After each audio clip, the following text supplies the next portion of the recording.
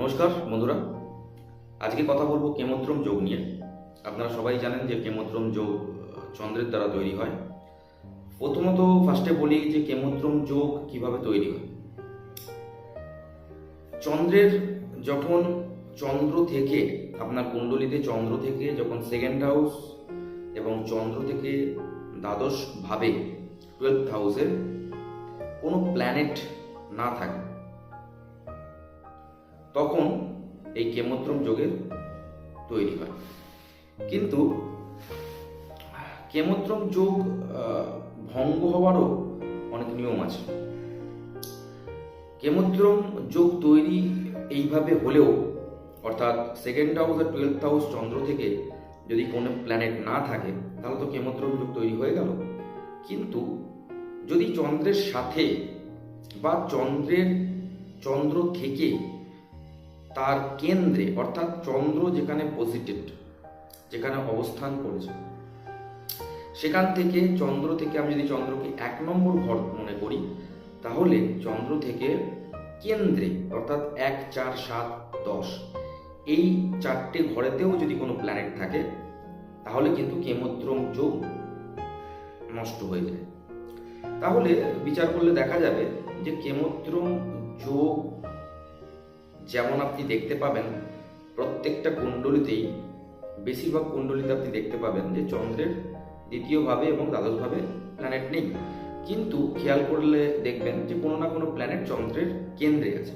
তো কেমোদ্রম যোগ হওয়াটা একটু ডিফিকাল্ট। প্রত্যেকটা আপনি কুণ্ডলী দেখুন, দেখলেই বুঝতে পারবেন যে কেমোদ্রম যোগ চট করে হয় না। এইবার কেমোদ্রম যোগের যে ফলাদেশ শাস্ত্রে দেওয়া হয়েছে খুবই নেগেটিভ, যে রাজার ঘরে জন্মালেও সে দারিদ্রতা দেখে, তার অতীতকাল অর্থাৎ তার জন্মাবার পর থেকেই তাদের জীবনে, তাদের সংসারে একটা প্রবলেম, একটা স্ট্রাগল আসে এবং বয়সকালেও তাকে একাকিত্বের মধ্যে থাকতে হয়। এই ধরনের নানান নেগেটিভ কথা আপনি কেমোদ্রম যোগে পেয়ে থাকবেন। কিন্তু আদৌ আমরা দেখি যাদের চার্টের চন্দ্রের সেকেন্ড হাউস বা 12th হাউসে এই কোনো প্ল্যানেট না থাকে, অর্থাৎ কেমোদ্রম যোগ ক্রিয়েট হয়, তাদের ক্ষেত্রে কিন্তু এই ধরনের বিশেষ কোনো রেজাল্ট আমরা দেখতে পাই না। তার কারণ কেমোদ্রম যোগ ভঙ্গ হয়ে যাওয়া বা অন্য কোনো চন্দ্রের খুব শুভ যোগ ক্রিয়েট হয়ে থাকা। যেমন চন্দ্রের একটি যোগ আছে, সেটা হচ্ছে চন্দ্র থেকে যদি 6th হাউস, 7th হাউস বা 8th হাউসে কোনো প্ল্যানেট থাকে, শুভ প্ল্যানেট বা অশুভ প্ল্যানেট যাই থাকুক, কিন্তু বেশিরভাগ ক্ষেত্রে শুভ প্ল্যানেট থাকলে এই যোগটা খুব ভালো দেখা গেছে। এই যোগটাকে চন্দ্রাধি যোগ বলে। তাই এরকম চন্দ্র থেকেও কিছু কিছু যোগ আছে যে যোগগুলো ক্রিয়েট হয়, যার ফলে কেমোদ্রম যোগের প্রভাব কিন্তু কমে যায়। এবার আসা যাক যে কেমোদ্রম যোগ যদি কারো চার্টে প্রপারলি লক্ষ্য করা যায় তাহলে তার জীবনে কি সত্যি এরকম দারিদ্রতা বা এরকম নেগেটিভ সিচুয়েশন আসবে?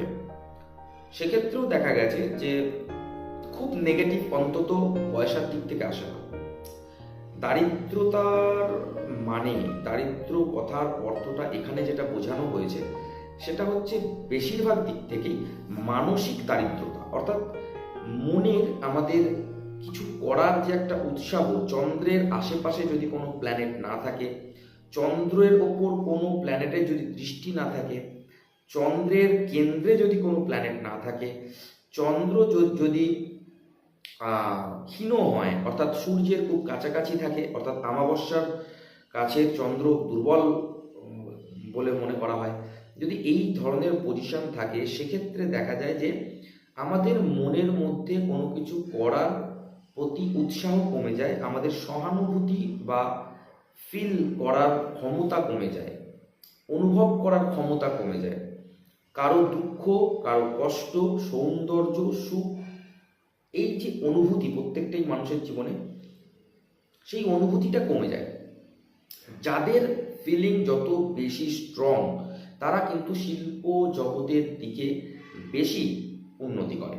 তাই দেখবেন বেশিরভাগ যারা শিল্প কলার দিকে, শিল্প জগতের দিকে নাম করেছেন, তাদের চার্টে চন্দ্র কিন্তু সূর্যর থেকে অনেকটাই দূরে, অর্থাৎ পূর্ণিমার কাছাকাছি চন্দ্র। কারণ পূর্ণিমার কাছাকাছি চন্দ্র কিন্তু স্ট্রং হয় এবং তাদের ফিল করার ক্ষমতা অন্যদের তুলনায় বেশি হয়। তাহলে বোঝা গেল যে কেমোদ্রম যোগ যদি থাকে, সেক্ষেত্রে মানুষ ভবিষ্যতে, অর্থাৎ যত দিন যাবে, একাকিত্বের মধ্যে পড়ে যেতে পারে। অর্থাৎ সে একাকী জীবনযাপন করতে পারে, তার কোনো কিছুর প্রতি ভালো লাগা কমে যেতে পারে। তা বলে এই নয় যে সে দরিদ্র হবে। সুতরাং আপনারা এই ভিডিও থেকে বুঝতে পারলেন, কেমোদ্রম যোগ থাকলে, যদি প্রপার থাকে, তবেই এই এফেক্ট পাওয়া যায় কিছুটা।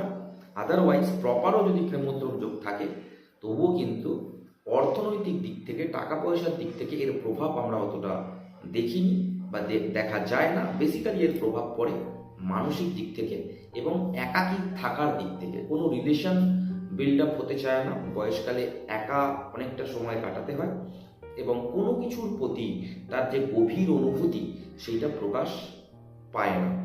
তাই যখন প্রেডিকশন করবেন, এই ব্যাপারগুলো দেখবেন যে রবি থেকে চন্দ্রের দূরত্ব কতটা, চন্দ্র বলবান কিনা।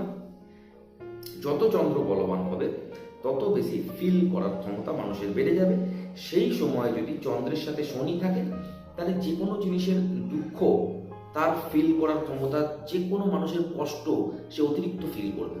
যদি সেই অবস্থায় চন্দ্রের সাথে শুক্র থাকে, তাই যে কোনো ক্রিয়েটিভিটি, যে কোনো নাচ গান আঁকা, সেই জিনিসের প্রতি তার ক্রিয়েটিভিটির যে ফিলিং বা যেটাকে করার ক্ষমতা, সেটা বেড়ে যাবে। যদি চন্দ্র মঙ্গল থাকে, তাহলে খেলাধুলা, ঝগড়া, লড়াই, এসবের প্রতি তার কিন্তু একটা এনার্জি লেভেল হাই হবে, ফিল বেড়ে যাবে। তা সেইভাবেই আপনারা প্রেডিকশন করুন, দেখবেন অনেক ভালো রেজাল্ট পাবেন। তাই কেমোদ্রম যোগের যে প্রভাব আমরা দেখেছি, প্রপার যদি কেমোদ্রম যোগ হয়, সেক্ষেত্রেই এই ধরনের আমরা সিচুয়েশন বলতে পারি যে সে পরবর্তীকালে একাকী জীবনযাপন করতে পারে এবং রিলেশন বিল্ড আপ ঠিক মতো হয় না। অর্থনৈতিক দিক থেকে বিশেষ প্রভাব কেমোদ্রম যোগের দেখা যায় না। যদি কুণ্ডলিতে দশা ভালো থাকে, গোচর ভালো চলে এবং অর্থের জায়গা, সেকেন্ড হাউস, 11th হাউস, তাদের লর্ড যদি স্ট্রং হয়, সেক্ষেত্রে অর্থনৈতিক দিক থেকে কোনো প্রবলেম দেখা যায় না। আশা করি এই ভিডিওটা থেকে আপনারা কিছু শিখেছেন। যদি একটু হলেও যদি কিছু শিখে থাকেন, তো অবশ্যই লাইক করবেন, শেয়ার করবেন এবং সাবস্ক্রাইব করতে ভুলবেন না। এর পরের ভিডিওতে অন্য কোনো যোগ বা অন্য কোনো বিষয় নিয়ে আলোচনা হবে। আজকের মতো এখানেই শেষ করলাম। সবাই ভালো থাকবেন।